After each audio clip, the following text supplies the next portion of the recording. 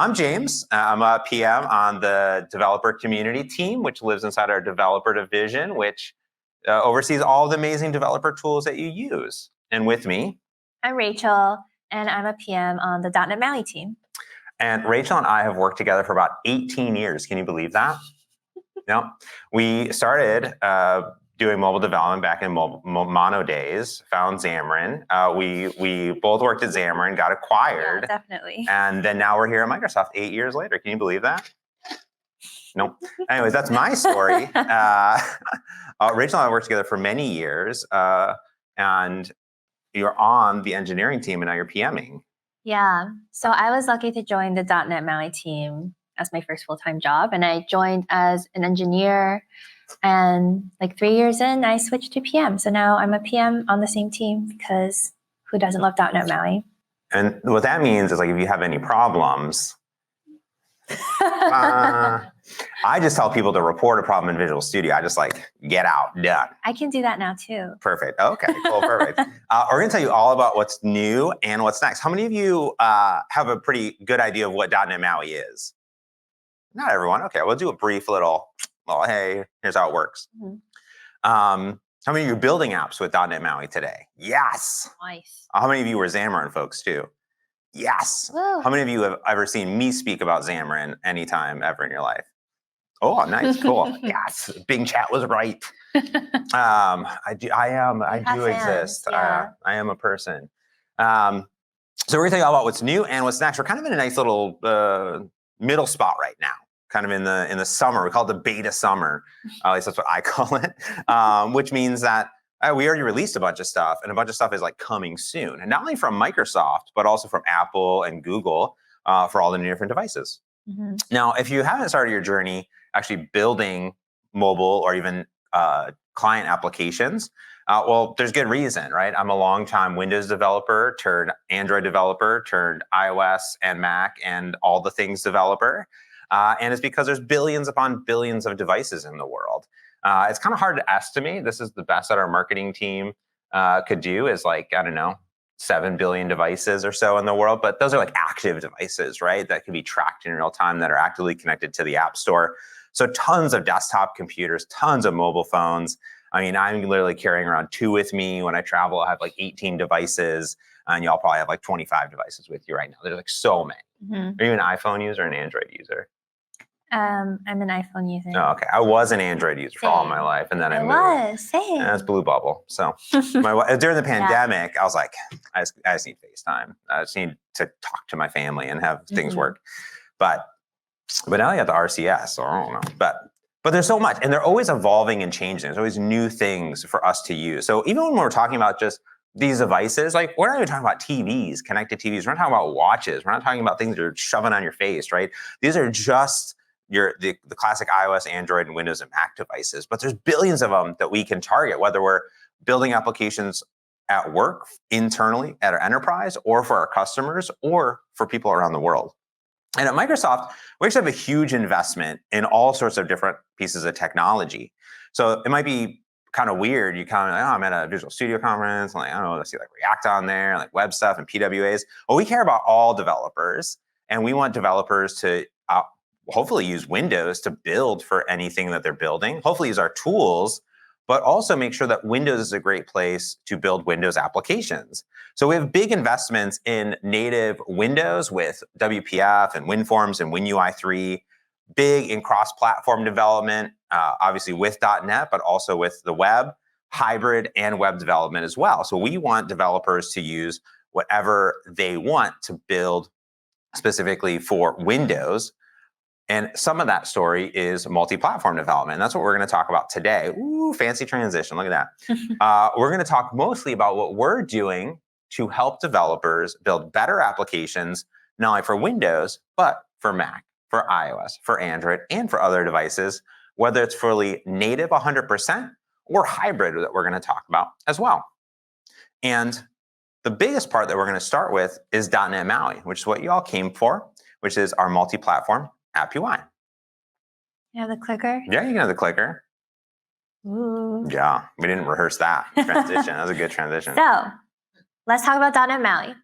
So .NET MAUI is our multi-platform app UI offering in .NET, and it enables you to build your apps, as James was saying, on Android, iOS, Mac, and Windows.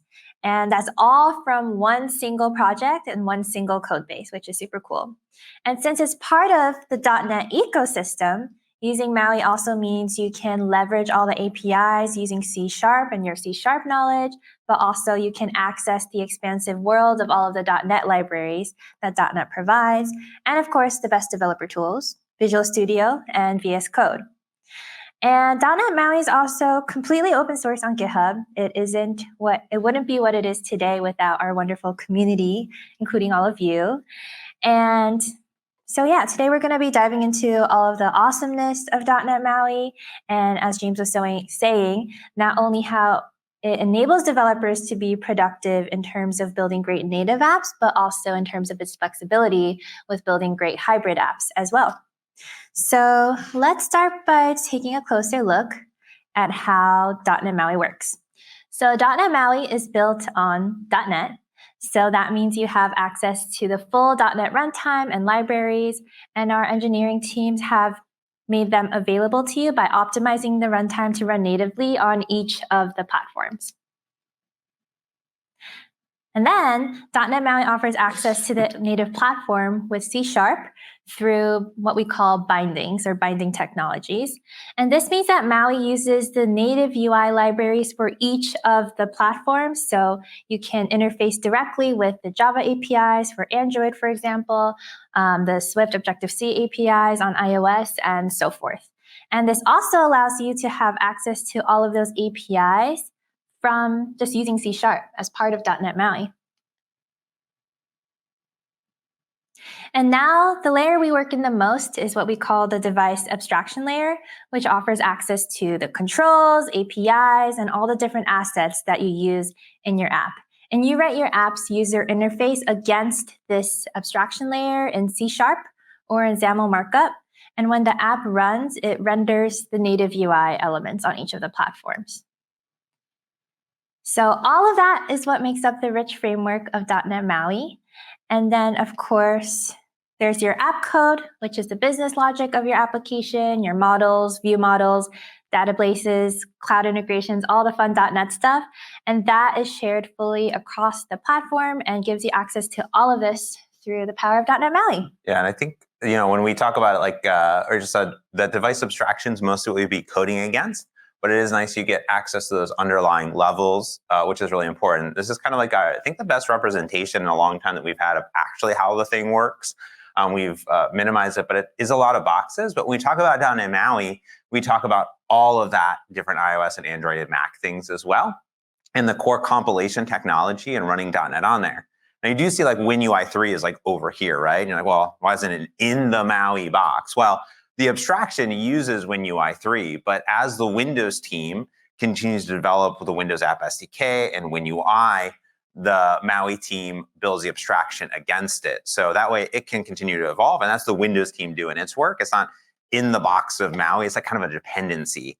And what that means is that other vendors can come on and create their own abstractions on top of this. So Samsung, for example, with their Tizen platform also is part of it. We actually have some open source community abstractions for like Linux, for example, that are out there. But on top of that, while we support .NET MAUI, there's other open source community and companies building on top of those .NET for Android, .NET for iOS, and .NET for Mac. They're building their own abstractions like Uno and Avalonia, which are popular open source projects as well, which are part of the greater ecosystem. We don't call them competitors because we want you to pick the best technology for you, whether it's from Microsoft or not, but we provide those base layers. Yep. And again, the great thing about all of this is that it's all in one code base with the ability to easily multi-target from a single project. And we'll go into all of this a little bit more later, but the single project here, let me see if I can use the pen. Wow. Yeah. Okay. So you have access to the specific device integrations through the platform folder here, and also compile time directives, and even a simplified way of accessing all of your resources, which you can see here. Excuse my scribbles. The .NET MAUI handles the app icons, the splash screens, images, fonts, and so much more from the single project, so you can just focus on writing your code. And as I mentioned, we'll dive further into this soon when we get to the demos, but let's talk a bit about .NET 8. Yeah, so there's a lot happening. So .NET MAUI released with .NET 6 several years ago, and the team's been continuing to iterate every single release. So .NET MAUI is part of .NET. It's integrated deeply into it. When you install .NET MAUI is a workload. So iOS, Android, and all those things ship as workloads, kind of like .NET Aspire does as well. And they continue to update. And we'll talk about the release cadence. There's a big release every year, but of course, just like .NET ships every month, so does .NET MAUI. The team has been really hyper-focused on a few scenarios. Early on, it was how do we enable every Xamarin developer to migrate to .NET MAUI? And now the team has really been focused on what are the biggest things that developers are asking us for in their development cycle and for their apps. And more than anything, they've been asking for more performance, better memory management, starter fast up time, just make it better, faster, stronger, clean up any bugs, fix anything that's there, right? And make sure it's super stable for me. And that's really what the team has been hyper-focused on, including the work that we'll talk about today for hybrid development too. And it's really kind of paid off. Like in .NET 8 alone, the team has been really hyper-focused on closing PRs, closing issues with hundreds and thousands of PRs closed. And what's great about this, and because .NET MAUI is open source, is that there's a lot of contributions from the community. And this was just between sort of .NET 7 and .NET 8. But since then, the team has been super aggressive fixing bugs. And we pulled the latest stats just from November to today. And the team has already closed and merged in over 1,100 PRs and almost 2,200, I mean, I'm sure probably over 2,200 now, issues. Yeah. Now, just because there are a lot of issues, you might be saying, whoa, this is crazy, there's a lot of bugs. Well, I mean, that's just close issues, right? They might be questions, they might be duplicates, things like that. But what it means is the team is super hyper-focused. And as you can imagine, with any single platform, it gets complicated, actually just trying to make that one platform awesome. They're worried about 4 and all those layers and making sure that all of the abstractions work seamless. But the cool part that I love is the service releases. In .NET 8, the team made a fundamental change, which is shipping all of the .NET MAUI components back as NuGets. We did it. We went on it. We had them. Didn't have them. We got them again. And what it means is that you can have your version of .NET 8 on your machine, and you can just update .NET MAUI as NuGet. So if you don't have like the latest SDK, it's okay. If you update your latest SDK, it'll automatically pull in the service release, but you can upgrade to a service release. So that's nice because it means if your development machine and your CI/CD server are out of sync with the exact point release of .NET, then you'll always make sure that you are basically pinning it.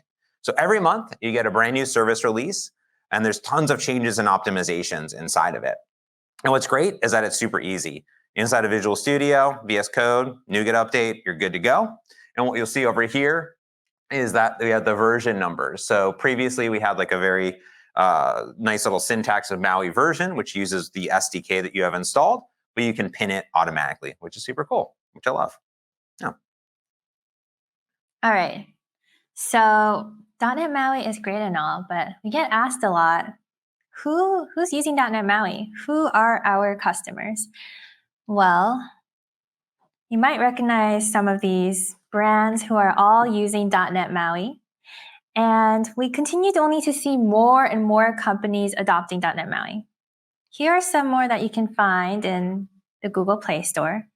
And when I say that we're seeing more, oh, my transition's just automated. Yeah, we are seeing it's gonna be like more and more and more. You can rewind it, go back. It's okay. Right? Okay. They already saw the effect. Okay. But anyways, you can see I was being totally serious. Like we really are seeing more and more and more folks who are using .NET MAUI every single day. And this is only taking into consideration, again, the .NET MAUI apps that are available in the Google Play Store.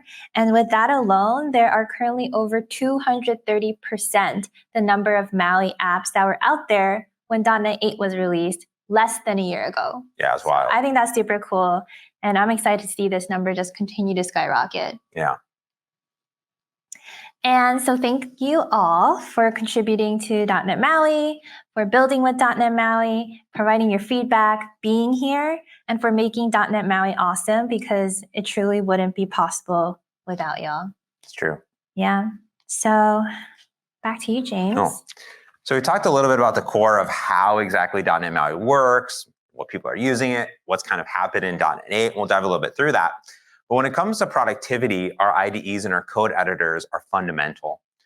Specifically, we want to ensure that developers can build applications no matter what operating system they're building on. Now, of course, there's some complexities with that because Apple and Google, and of course, Microsoft with Windows only ships different SDKs and debuggable targets in certain places. We wanted to first make sure that, hey, every single developer, no matter what operating system, can use an amazing IDE and code editor no matter where they're at. So we started recently with .NET 7 into .NET 8, working with VS Code and making VS Code a world-class code editor for C# with the C# Dev Kit and with the new .NET MAUI extension. This means that you can build .NET MAUI applications on Windows, on Mac, or on Linux. Now you can build different operating systems, 4 different operating systems on each of them. So on Windows, you can do Android and Windows. On Mac, iOS, Mac, and Android. And on Linux, you can build Android applications. Nice thing about Android application is it being open source is that it kind of ships SDKs everywhere. Windows on Windows, Mac on Mac, and Apple is special and keeps all of their iOS technology on a Mac. So it's only there. So what that means is that it's flexible, right? Your same setup, your same environment, no matter where you're at, is able to develop across those different operating systems. Now, it is a lightweight code editor, and they've built an amazing tooling that Rachel's going to show off into VS Code, and we'll start there. But we also have had sort of historic, amazing support for Visual Studio on Windows itself as the main IDE. So Visual Studio 2022 brings in all sorts of additional enhancements as a full IDE that I'll be talking about and showing you some of the productivity features on Windows, including actually the ability to develop for iOS magically from a Windows machine, which is an exclusive Visual Studio 2022 feature. It should work. It's where my provisioning profiles totally work. Now, these are what's available from Microsoft, but again, because it is a big open source community, there are obviously other IDEs like Rider, for example, from JetBrains that are super compatible with MAUI, right? And I have no fear talking about the amazing ecosystem around .NET. We should be proud of it. We shouldn't run from it. We should embrace everything that's awesome about it. But let's start off and start with VS Code, and we're going to hot swap. All right. Oh my gosh. I need the... Oh my gosh. Oh, never mind. Wow. Okay. It worked. Yeah. So here we are. I just opened VS Code, totally blank. And I'm going to create a new .NET MAUI project. Can you get a little bit bigger? Yeah. Command plus it for me. Perfect. Okay. Amazing. Nice.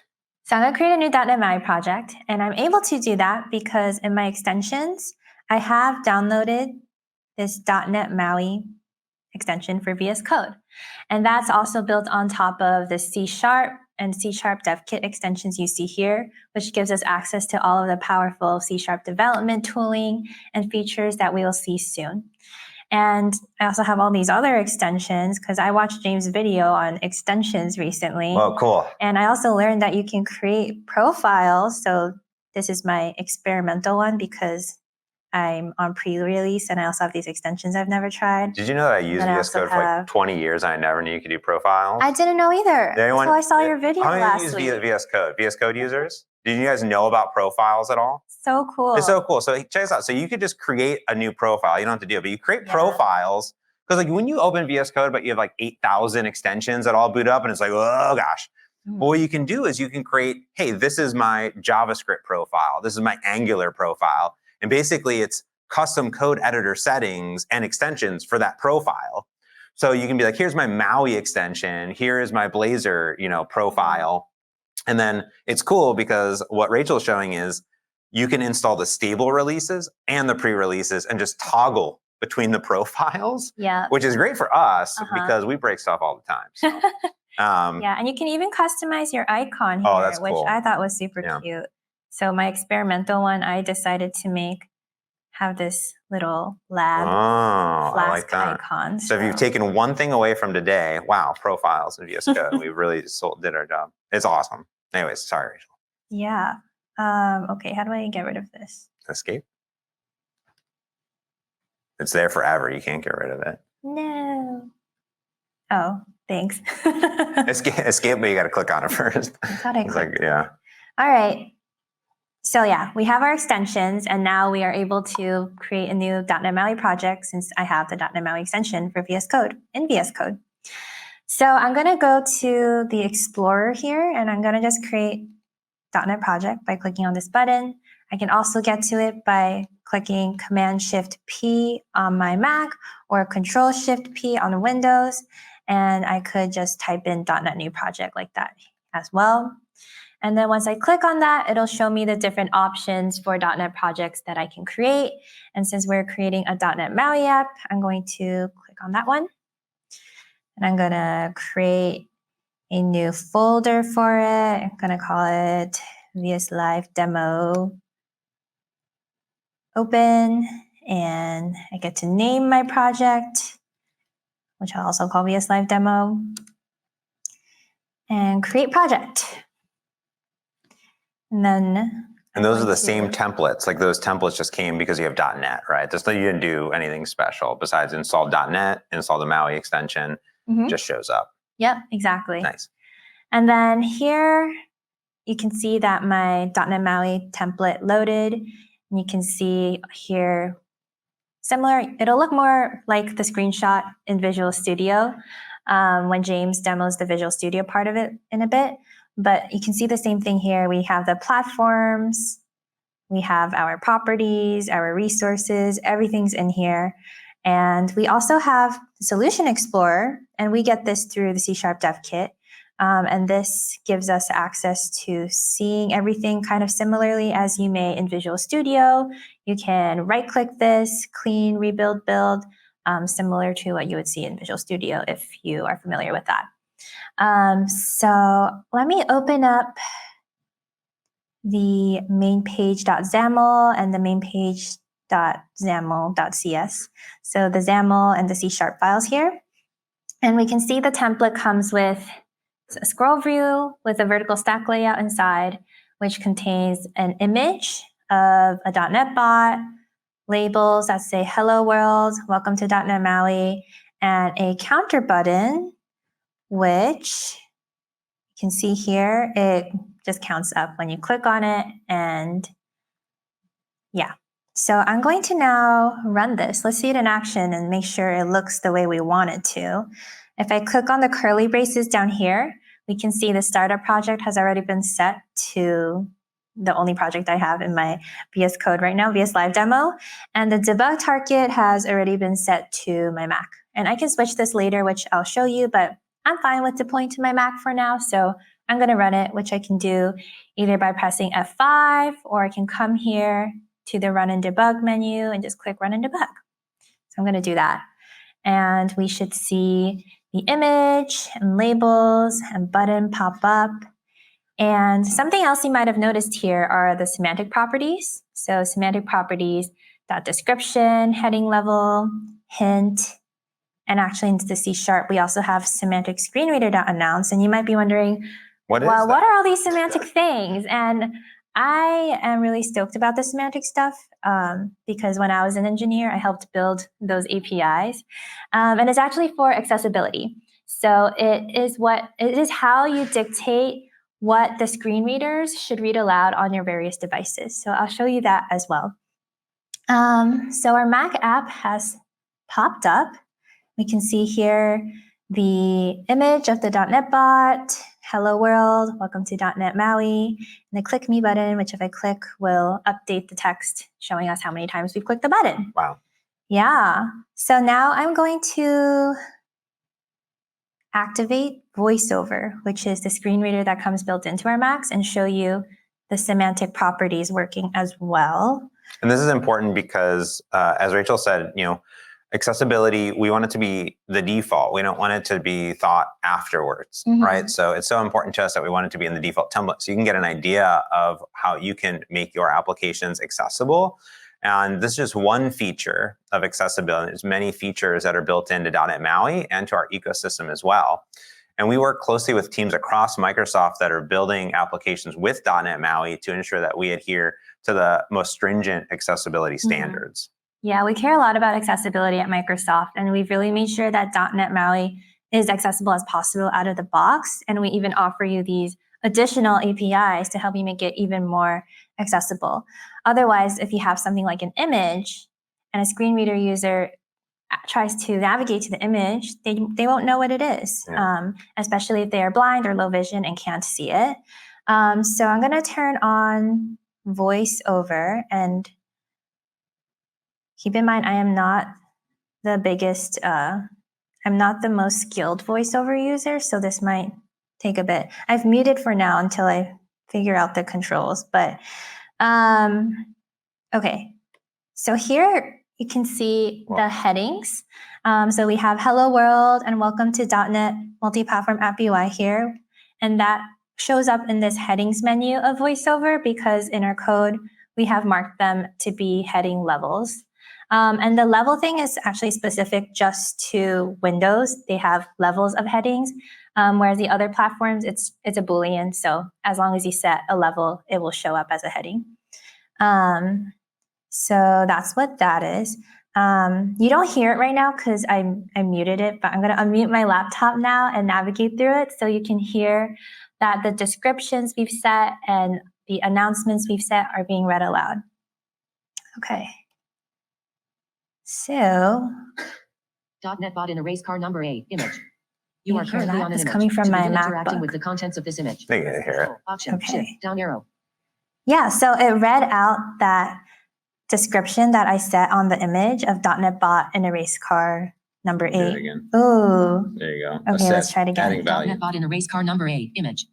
You are currently on an image. To begin interacting with the contents of this image, press Control, Option, Yeah. Shift, down arrow.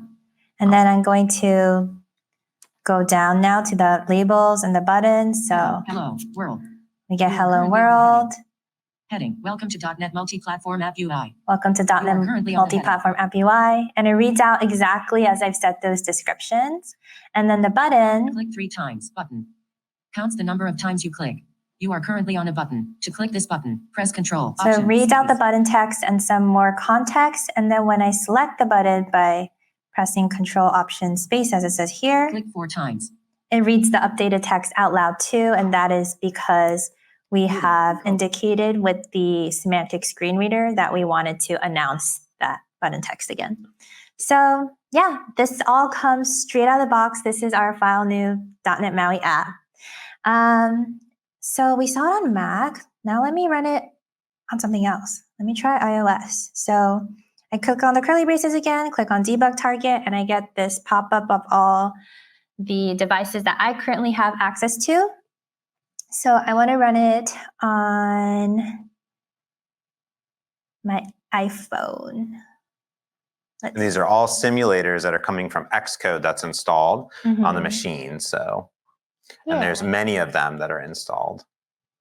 Yep. So I'm going to run it on this iPhone 15. Oh, it even says running there. That's Yeah, cool. Wow. that's helpful for me That's very helpful. to remember which one I already have open here, my iPhone 15. And then additionally, if you had a Android device plugged in, for example, into your machine, it would pop up inside of there if it's in debug mode. Mhm. And the same for iOS. There's a little bit more work to get it onto an iOS device. You have to set up provisioning profiles, and Xcode helps with that. But it's sort of here, this sort of relationship where Visual Studio Code on a Mac is sitting side by side, Android Studio and Xcode, and they're sharing tooling together. And .NET MAUI and VS Code are sort of together in this journey to help you with this. And this is very common with all different sorts of different cross-platform technologies like Flutter and React Native and now .NET MAUI. So we can leverage the ecosystem around the different platforms. Yep. Awesome. So we see the same thing here again in our iOS simulator. And now I want to take some time also to show you all some of the awesome features when it comes to developing with .NET MAUI. So there's something called hot reload, which enables us to see our changes in real time in the running app without having to stop and run the app over and over again. And it just enables us to be so much more productive and efficient when we are developing. So let's say here, I have hello world. I want it to say hello vslive. I'm gonna just type that in and boom, it's already there. Normally, I would have needed to stop running my code and then run it again just to see that simple text change. But here, I just see it running immediately. Let's try something else. I want to set a background color. All right, so background color. Do you see that? I did see that. Oh, wow. This IntelliSense right here. I forget sometimes what my properties are called element. So it's super helpful having it show up here, especially with something like colors, because I can never remember what all of the different colors are called. You remember all 5,000 of them? No. By name specifically? No, definitely not. So let's see. Look at that. I get all of the colors here and I can just, even if I remember dark sea green, I don't remember what it looks like. So it's super helpful for me to click on it, be like, I don't like that color. That reminds me of like, when you go to like Michael's and then you get like those foam things because you're making like you want to put fake plants in it, like the foam things. I don't know what those things are called. Someone knows what I'm talking about. But then like you're as a kid, you're just like imprinting on all of them because you're like, No, I don't. Okay. I'm not familiar with the foam things, but I get the analogy. I'm sending one to Boston office for you. Okay. Okay. It's going to show up from Amazon. I'll use it in our next demo. We can hold it up. All right. Okay, so I didn't like that color. Let's try light pink. Okay, I like that better. Yeah, it's nice. So yeah.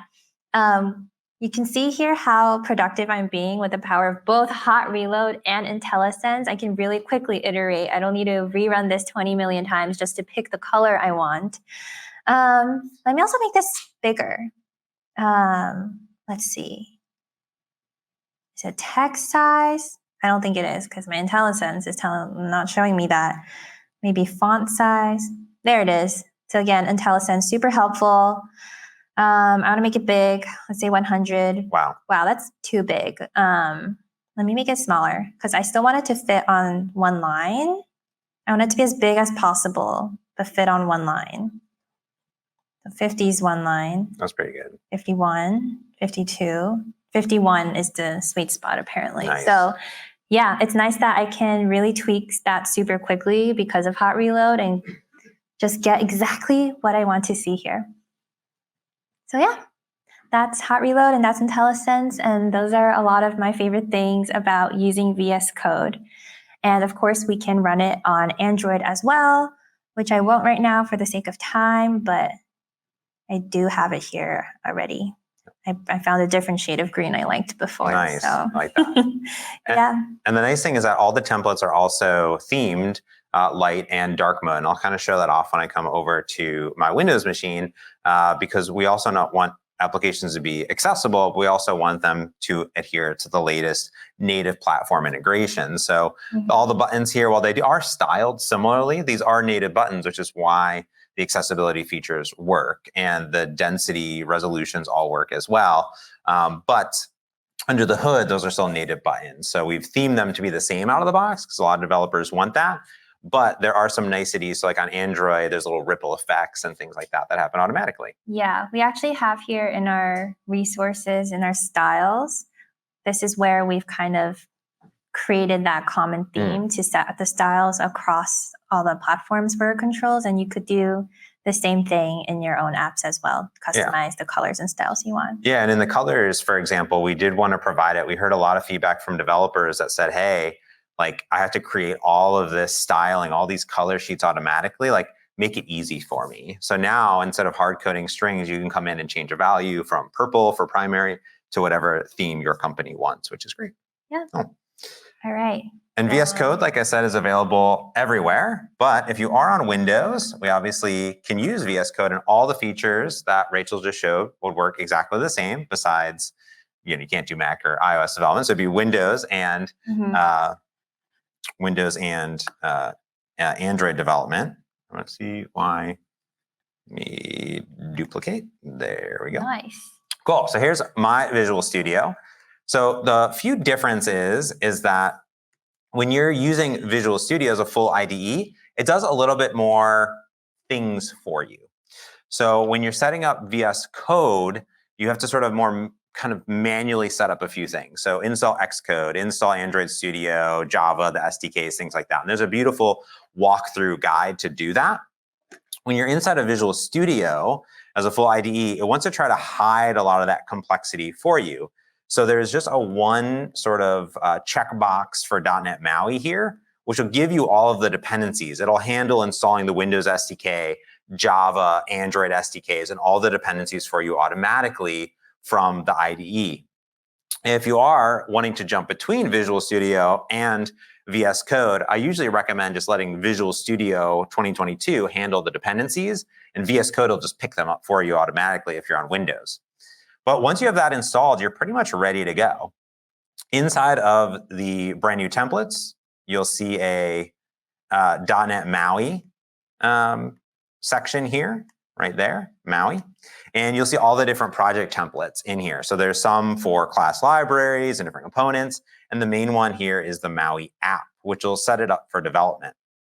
So this is going to look very similar. I just did file new project to exactly what Rachel showed. So we have all the platforms, including Tizen support in there. And there's Mac, there's Windows.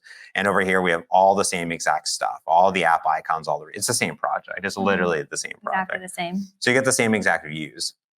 Now, the difference is that everything is sort of built into this drop-down menu to debug. So here we can see that it's asking if I want to deploy onto my Pixel emulator, onto my Windows device, onto iOS remote simulators or emulators, things like that automatically for me. And I can toggle between the different frameworks. So up here, if I go into example for the Android code, there's some Android code in here, and this will enable me to access Android code. If I go into the iOS folder, there's actual iOS code here. And that works because this is a single project that is multi-targeted.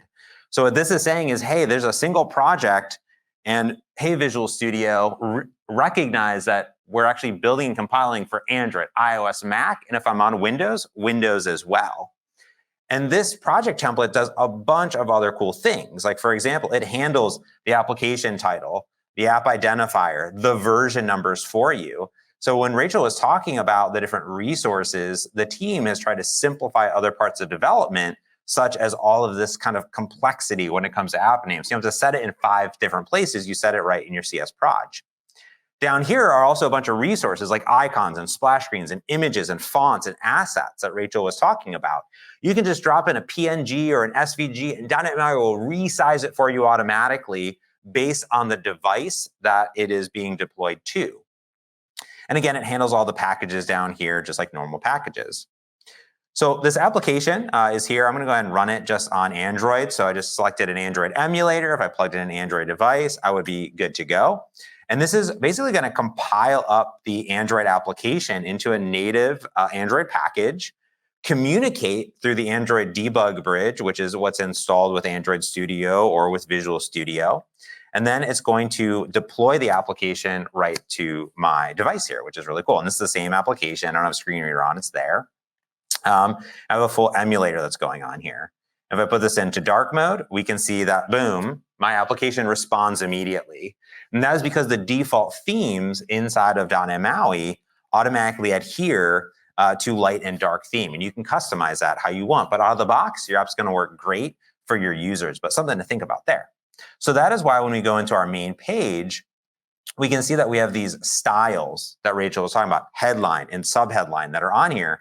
And if we go into them here, well, that works, cool, is that you can see that it's a label. It has the key of headline, and it's assigning font size and alignment and text color. So this is saying, hey, when it's in light mode, make it midnight blue. When it's in dark mode, make it white. So that's how it's adhering automatically to those theme changes, which is cool.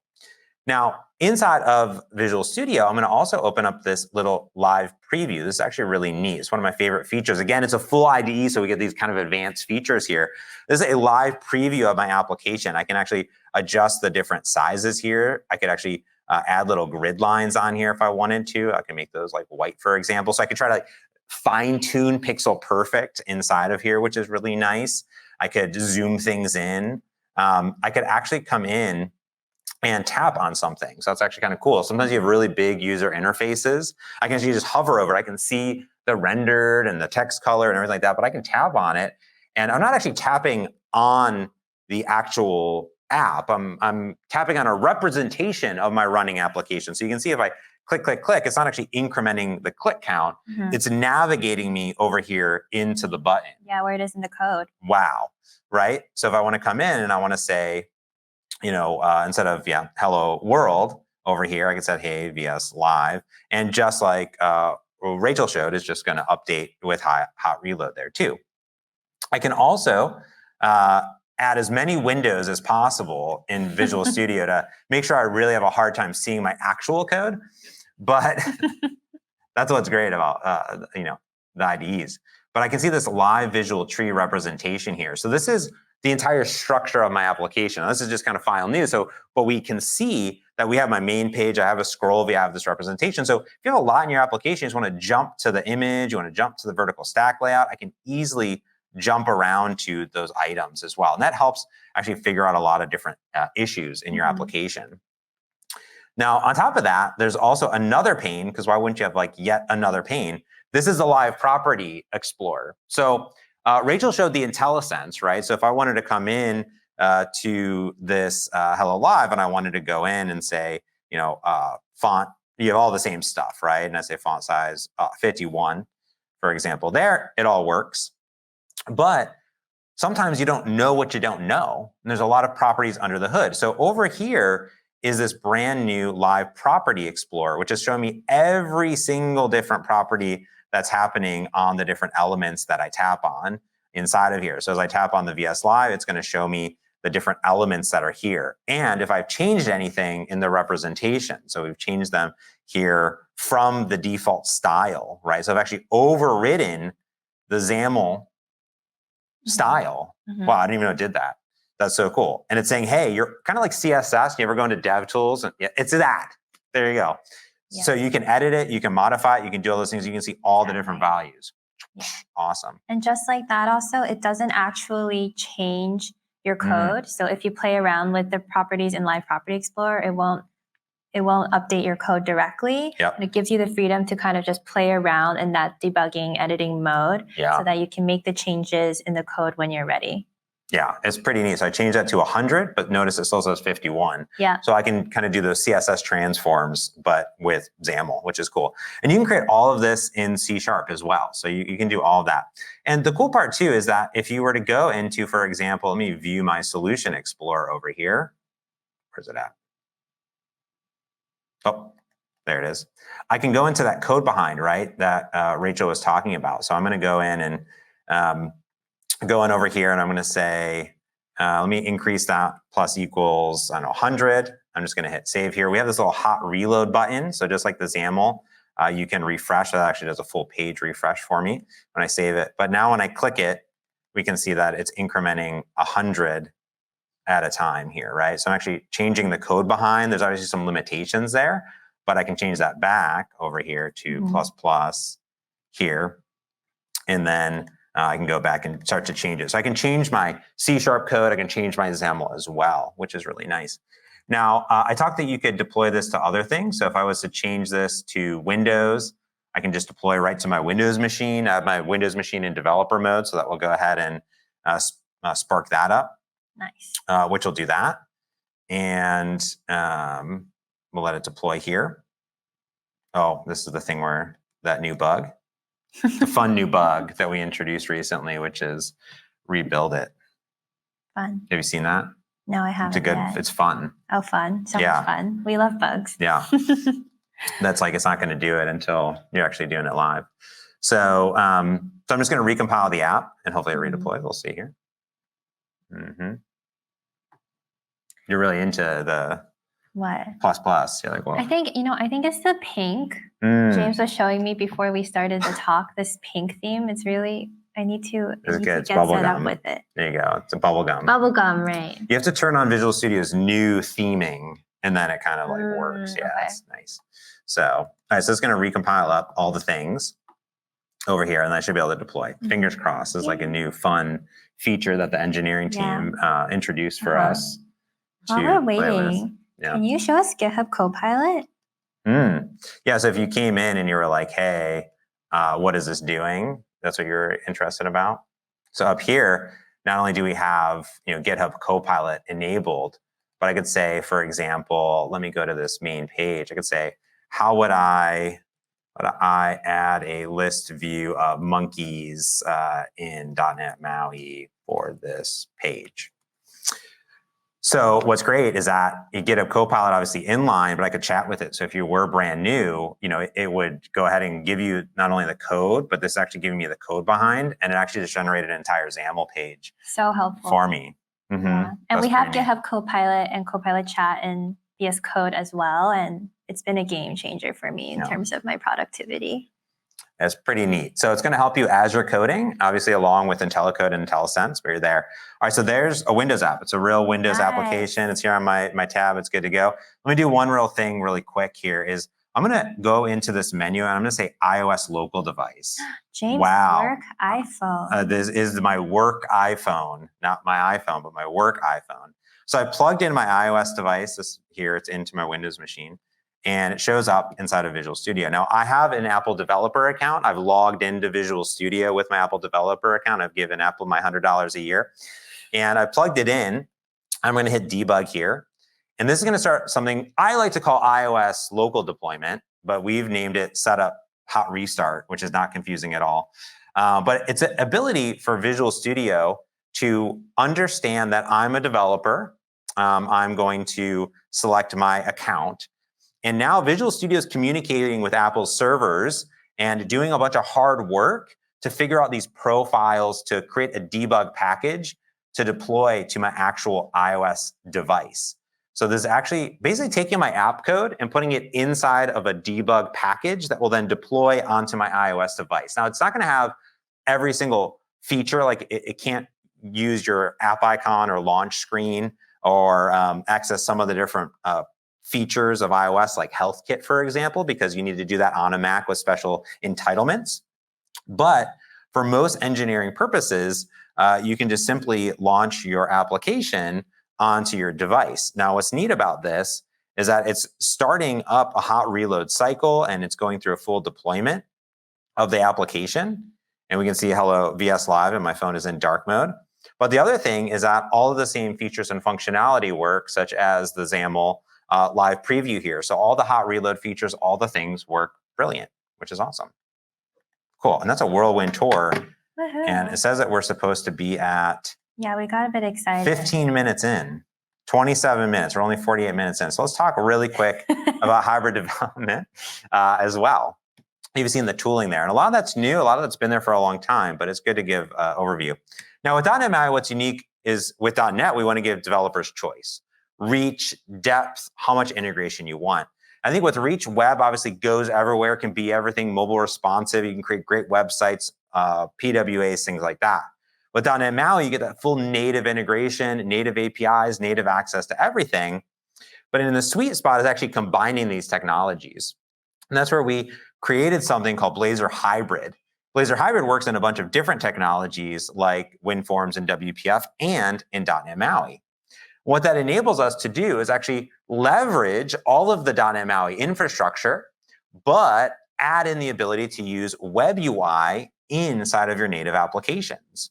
So you can embed them, you can access full web UI with WebView. You don't need any special internet or any special packages, you just are running web UI. You can use all of your favorite input controls of Blazor and validation and forms. You have great multi-platform abstractions with MAUI. You can distribute to the App Store. You can reuse your existing components that are out there, and you get all of the benefits of it. Now, I've booted up really quick here a dev box, and a dev box, I have .NET 9 installed on it over here, and it went to sleep, so let's see how fast it's going to reconnect. I should have clicked that button ahead of time. Oh, there it is. So it's kind of like a VM up there. So when you install .NET, this has been around since .NET, I think it launched with 6, but since 7 and 8 and things like that. When you install .NET MAUI, you're also going to see these Blazor hybrid app templates here. So you have Blazor hybrid, and in .NET 9, we're introducing a new one, which not only has your .NET MAUI backend, but also your .NET MAUI client, but also a Blazor application that are sharing code between them. And if you actually just go into MAUI itself, you're going to see that there's the Blazor hybrid one there too. So you'll see that. So when you create that, I'm going to open this one here, you're going to get basically 3 projects. Over here, you get, I can't zoom in because I'm not inside of a dev box. I forget that I'm inside of a computer. It's inside the computer. We're going to get my MAUI app. So this looks exactly like a MAUI app. We have our Blazor app, which is a Blazor app, and a bunch of shared code. So we have like pages that are Razor. We have layouts here, all that good stuff that's there. The main difference is that if I open the main page of my MAUI app, we're going to see that I have a Blazor WebView component. So it's taking a native page, and what it's doing is it is going to render the actual UI that is a WebView control there. And that's going to run natively on each platform. So it's still going to create an actual Windows application. So it's a WinUI application, but all of this UI is Blazor. Now, there's a cool thing, which is choose pick. If I open that up, I can pick this Millie pick. And that's my dog. Whoa, cute demo. I had to show this dog. You look like your dog. Yeah. Well, okay. All right. There's. You have the same hair. It's a good thing. Your dog is so cute. She's a senior dog. She's diabetic and blind. And she's adopted. She's still a cutie. She's super cute. So I'll take it. I guess I'm cute too. Cool. Yes, it is true. As I've worked longer on .NET MAUI, my hair does turn more salt and pepper. That is correct. All right. So that's my dog. But the few things are happening here. You're like, wow. I just chose a image, a dialogue. It also says like I'm running. It says on a tablet, which is funny because I guess that's what this is set up for on the tablet view. And then also WinUI. Oh, and the S&P 500 up 1.246%. That's great. So what happened there? Well, this view over here is actually this Razor over here. So this is kind of cool. And I can do conditional compilations. I can say if Android, iOS, if Windows, I can do special things here in this code, which is really neat. But additionally, what's nice is that I've integrated in this iPhoto service. So kind of an iPhoto picker. So I can implement that on web or on mobile. So if I go over and I look over here of how I integrated that really quick, is on my MAUI app, I have a photo taker over here, which is going in and saying, hey, use the built-in .NET MAUI abstractions to pick a file. And when I pick it, return that photo to me asynchronously. So I've integrated that into my MAUI app. So even though I'm inside of a web view, I can access those native APIs, which is absolutely delightful, which is cool. So I have access to that. And there's so many options in here. I don't know how to stop it. So I'm going to say debug, stop debugging. And the cool part here is that I'm sharing all of this code with my web app. So if I set that as my startup project, just like that, and I run that, we're now going to see that I have my web application that's using all the same user interface, but running on my Windows device too. So this enables that flexibility. Now you can pick and choose a little bit of Blazor or a lot of Blazor as well. So you can have like 100% UI that's shared between all of them, or you can have just a little bit. So here's my exact same application. And you can see there's no button here because I haven't implemented the photo picker and I've conditionally compiled that out. So the same exact UI, same exact stuff working between all of them, which is neat. So you get that flexibility. Now on top of that, awesomeness, we also have something new coming in .NET 9, I think, which is a hybrid web view. So we saw a Blazor web view, which enables you to take Blazor controls and bring them in. But a lot of people say, hey, I have existing React or Angular stuff. Can I just shove that in my .NET MAUI application? Yeah, you totally can now.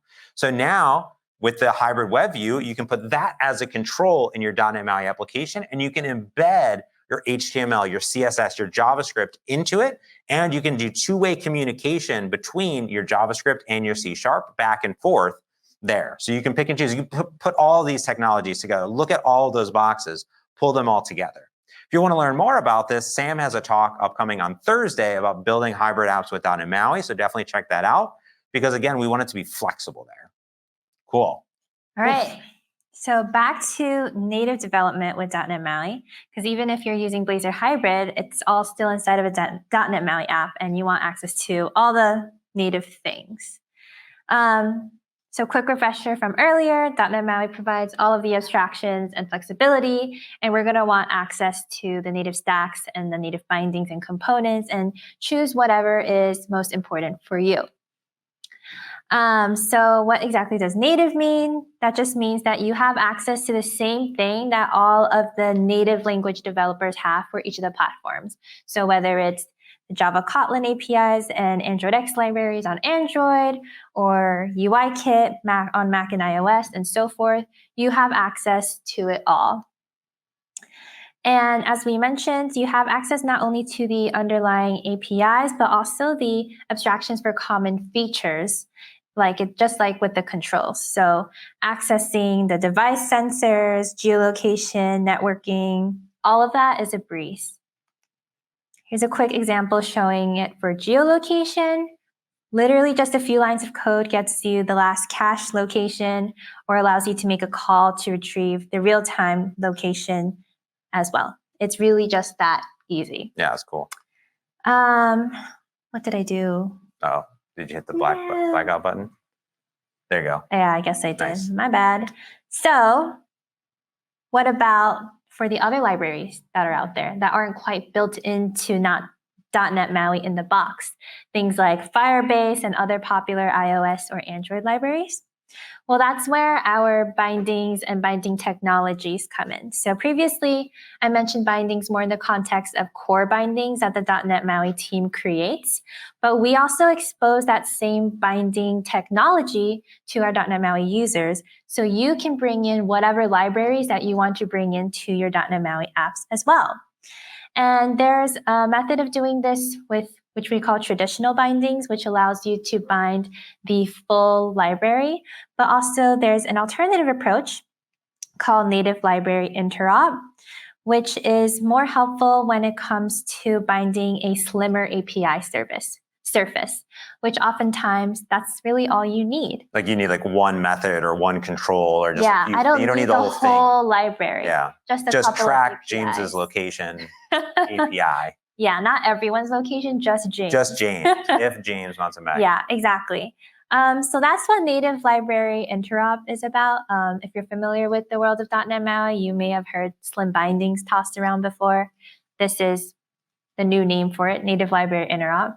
And essentially how it works is you create a native project, so an Xcode project or an Android Studio project, and you bring in the native library there, and then you build your custom native APIs, and then the .NET binding project will generate the C# version of those APIs, which then gets referenced right in your .NET MAUI app, or .NET for Android, .NET for iOS, .NET for Mac Catalyst apps as well.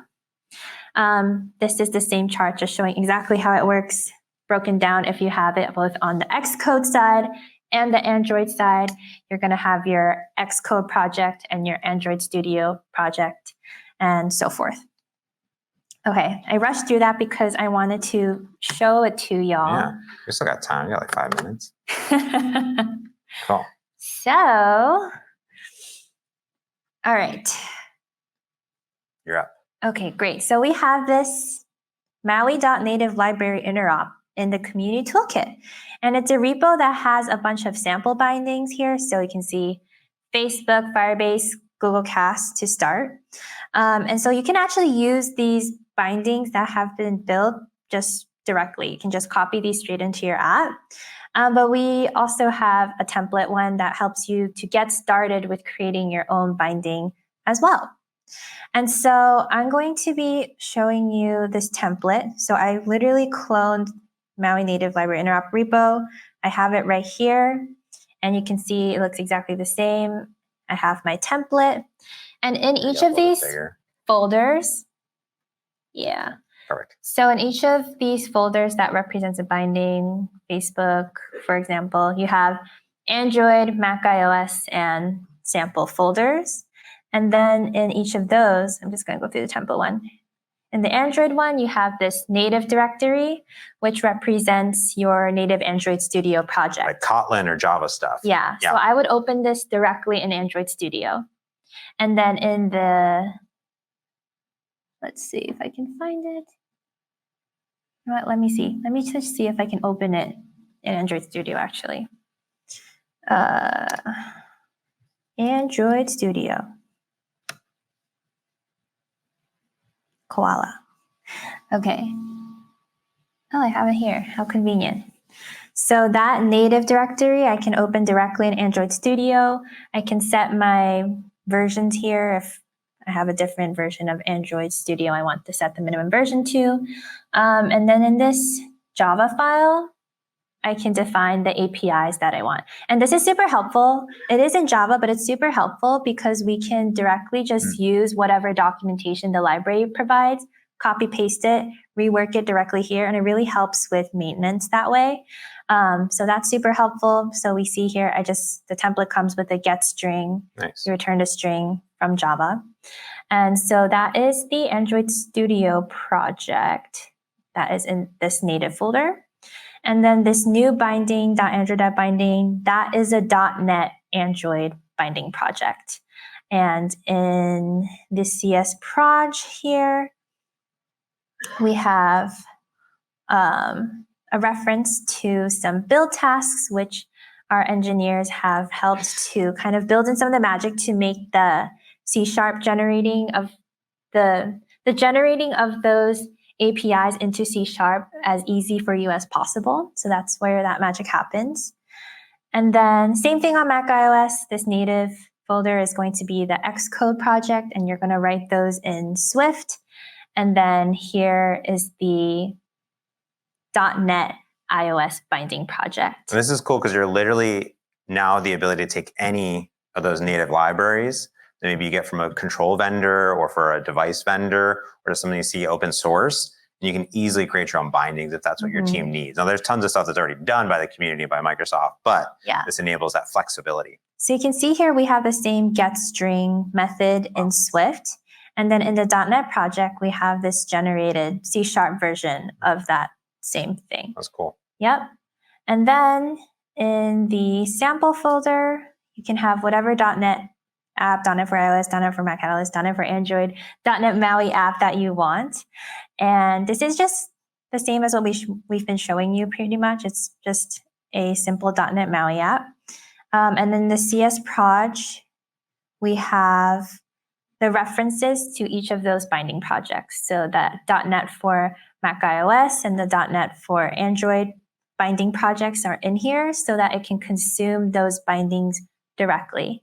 And then if we check out our main page code, we have here a label. Let me see here actually the code behind. We wanted to update the label text to say hello community toolkit.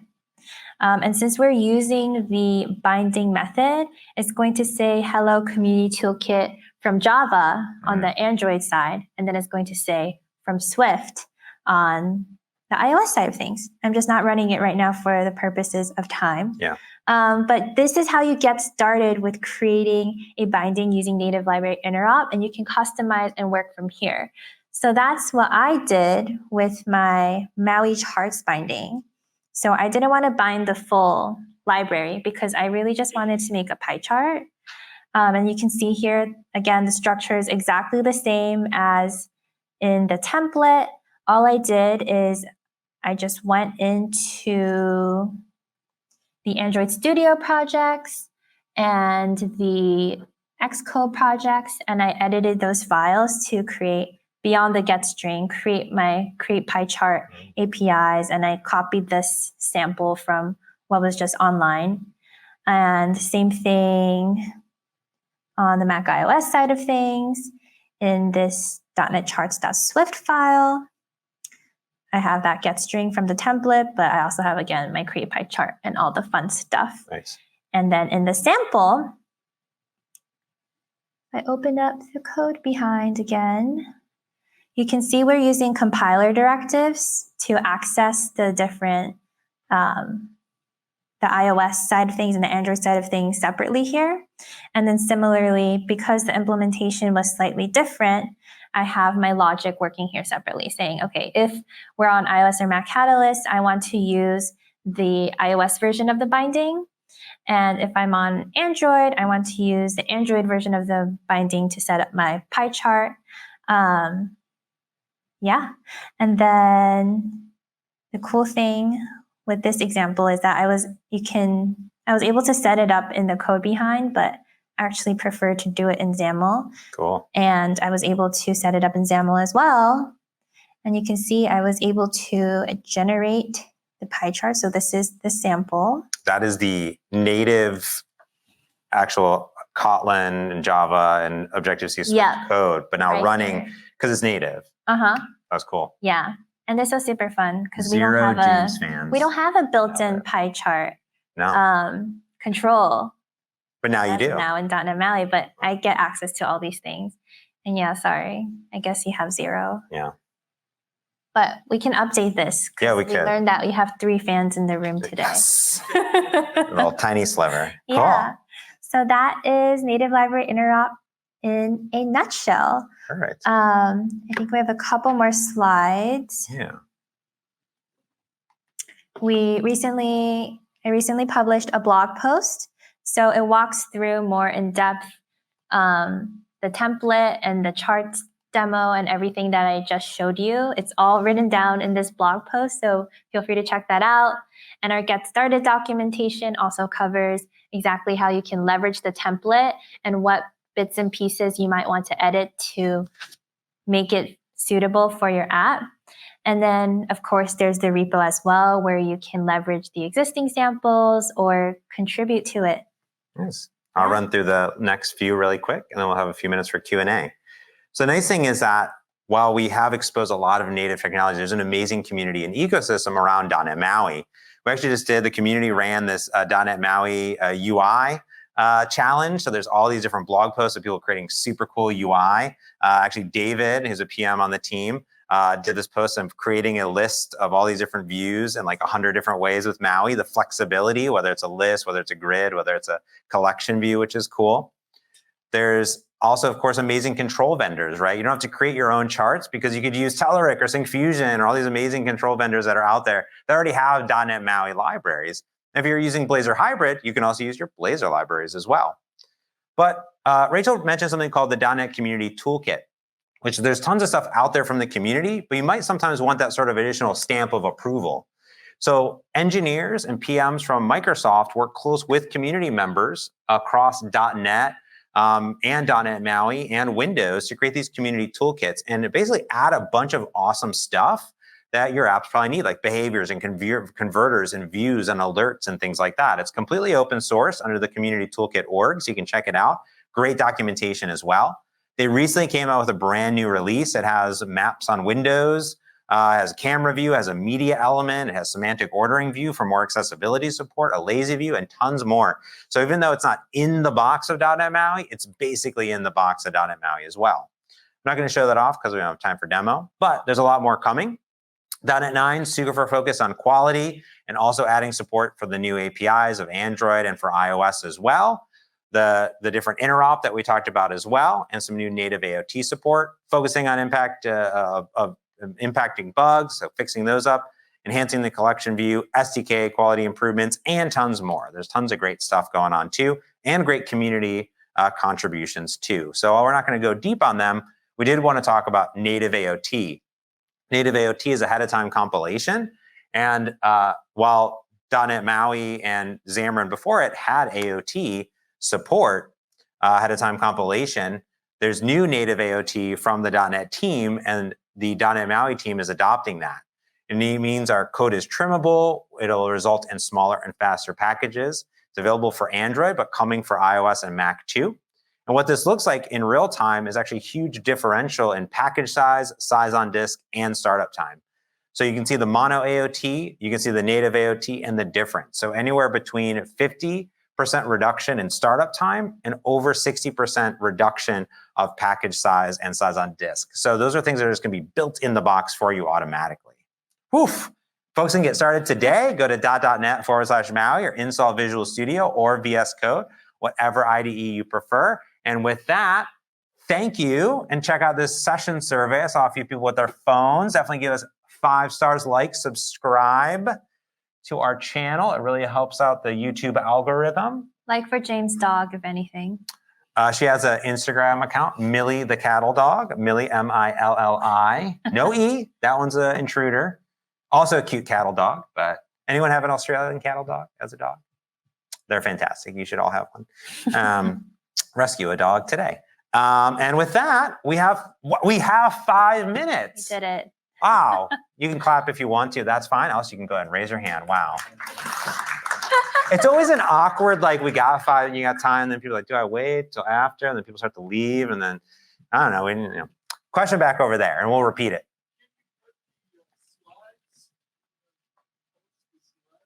Can we post the slides? Yes. So that's a good question. We will get those over there. We were working on them up until this morning and we're bad. So that's not our fault, but we will get them over to Danielle and team. So yes, we'll get them there. Are we looking to add Linux support? Not at this time, no, officially into the box. If you do need Linux support, the team is focused on quality and stability first, and then add more platforms later. So for Linux, actually Javier, who's an engineer on the Maui team, does have an open source like repo that he's been playing around with. If you just type .NET MAUI Linux, Javier, or it'll come up on GitHub. I think it's like Maui Linux is the repo name. Yeah, that sounds great. It's like a playground that he's experimenting with. So there's no official support. That's from him, side project.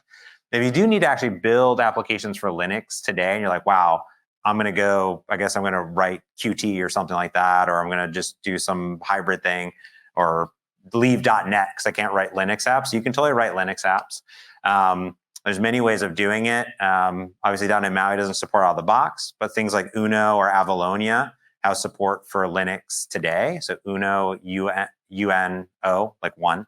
And then Avalonia, which is been around for a long time, has a lot of Linux support too.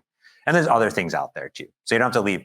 So for example, some folks today will use Maui for their Mac and their iOS and Android apps. They might use Avalonia for their desktop apps, but all the MVVM, all the source code is the same. But if you're just like, I'm just creating Linux apps, just go that route. Totally good to go. We don't want you to leave, obviously, .NET for it, but we do hope one day and at some point to add all the platforms ever, right?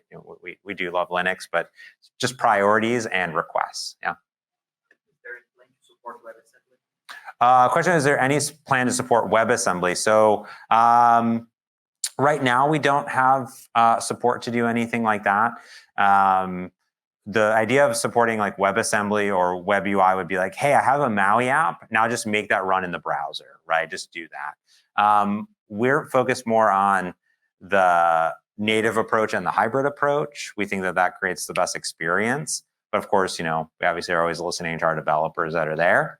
But again, if you're like, hey, I have this use case, my boss is like, you have to do this thing and pick a platform.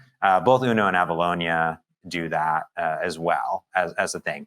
So that way you don't have to be like, oh, I got to go write Dart code and become a Flutter developer for it, right? Again, we like to build the building blocks that we ourselves are building on, but also the community that's there. It's not like the best story at the end of the day. We would love to support everything under the sun, but it's just priorities, right? And the nice thing is that, the Maui team and the Blazor team work together. We are one big .NET team, but there's also shared there. The biggest thing that we heard wasn't Linux, wasn't WebAssembly. We heard first and foremost from our Blazor and our web developers was, let me take my Blazor UI, all the stuff I know. I don't want to write XAML. I want to write Razor, and I want to put that in my app, and I know how to make it look great on mobile, and I'll do that stuff. And that's what we found. We did hear what you said, which is, hey, I'm a XAML developer. I want that to run on the web, but a lot quieter. We probably actually hear more for Linux support than that scenario first. But they're both valid scenarios that the team is definitely always considering in future plans. Yeah, good question, though. Any other questions here? And to confirm, we can run iOS on Windows without a Mac, is what I wrote. From Visual Studio 2022, you have to have an Apple developer account. That's fine. You have to have that, and you have to have a physical device that's plugged in there. Now, you can't deploy your app to the App Store. It's only a debug package. That's what I did. I don't have a Mac. Like, I'm not connected to Rachel's Mac. I could. Like, if I wanted to, from Visual Studio, I could connect to You could Rachel's connect to the Mac to run it on the Mac, but for run it on a Mac, or iOS, a simulator, an Yeah. iOS simulator, and it would pop up on Windows, for example, there. yes. But yes, the Visual Studio hot restart technology is there. There are limitations, but it definitely works pretty awesome. Okay, because right now we're connecting to a Mac that the iOS Yep. device is connected to. Yeah, you can just plug it into your Windows machine. Yeah. Thank you. It can be like temperamental sometimes because like it's pure. I have no idea how it works. It's like pure magic, right? I don't even know if the engineering team is. No, I'm just kidding. No. But you know, Apple's always changing stuff and things like that. So it's kind of one of those. I mean, it's worked really well for the last several years, but it's always nice to have a Mac sitting around. So yeah. Mhm. All right, we're at our time. Thank you all so much. Appreciate it. And we'll hang around out and around if you have questions as well. So thanks and have a great VS Live. Thank you.